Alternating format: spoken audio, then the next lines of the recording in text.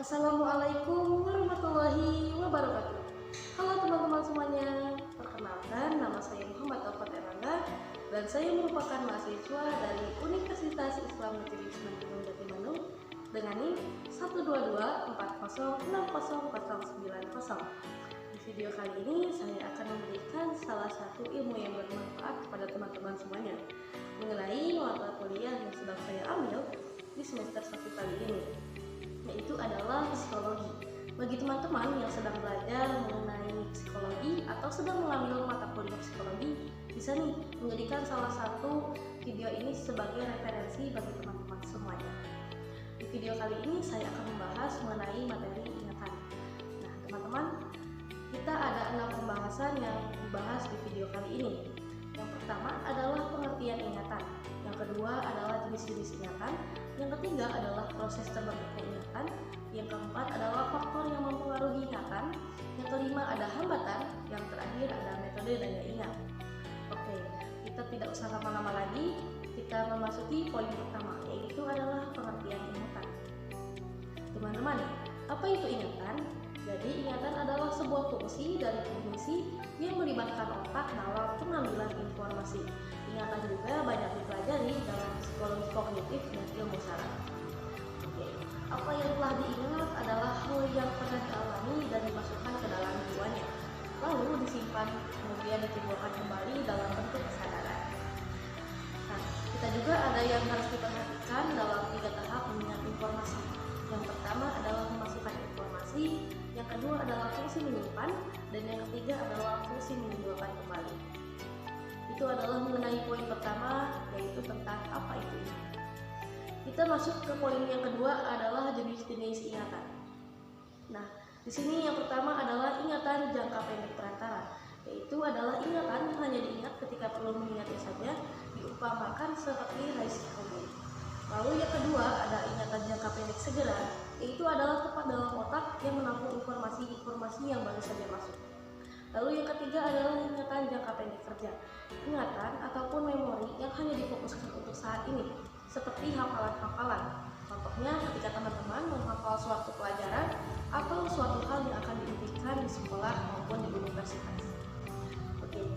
Lalu yang selanjutnya adalah ingatan jangka panjang kerja, yaitu adalah pengetahuan yang diperlukan untuk kehidupan sehari-hari. Lalu yang terakhir adalah ingatan jangka panjang pasif, yaitu pengetahuan yang kita tidak bisa gunakan saat ini atau tidak digunakan pula dalam waktu yang lama. Tadi itu adalah mengenai poin kedua, mengenai jenis-jenis ingatan. Kita masuk ke poin ketiga, yaitu adalah proses terbentuknya ingatan. Di sini ada 3 tahapan yang harus kita ingat. Lalu di sini ada tahap belajar, yaitu adalah proses di mana informasi diterima oleh indera tubuh. Yang kedua adalah tahap retensi, yaitu proses informasi yang disimpan oleh otak.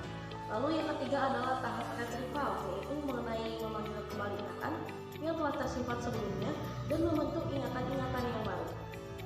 Oke, kita di sini masuk ke poin yang keempat adalah faktor yang mempengaruhi ingatan. Apa saja? Yang pertama adalah faktor internal.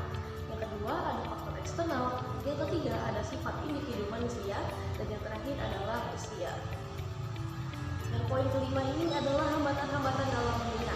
Apa saja? Yang pertama adalah interferensi teori, yaitu adalah informasi yang telah disimpan, kemudian tergabung oleh informasi-informasi yang baru saja masuk ataupun informasi-informasi lain. Lalu yang kedua adalah retrieval failure, yaitu adalah kegagalan untuk mengingat karena tidak ada petunjuk-petunjuk tertentu. Yang ketiga adalah motivate forgetting theory, yaitu orang-orang yang cenderung melupakan hal-hal yang penting. Lalu yang keempat adalah gangguan psikologis.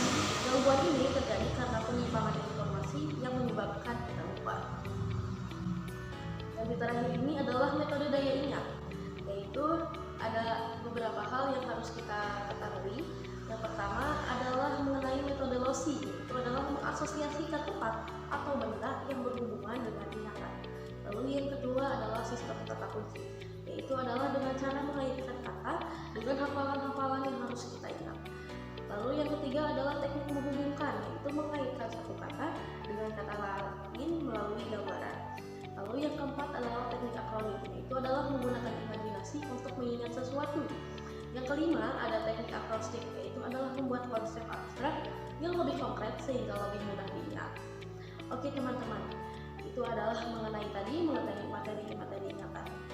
Semoga hal ini menjadi suatu bermanfaat bagi teman-teman semuanya yang sedang mempelajari tentang psikologi atau sedang mengambil mata kuliah psikologi. Untuk materi-materi lain akan dibahas di video berikutnya. Cukup sekian dan terima kasih. Wassalamualaikum warahmatullahi wabarakatuh. Sampai jumpa.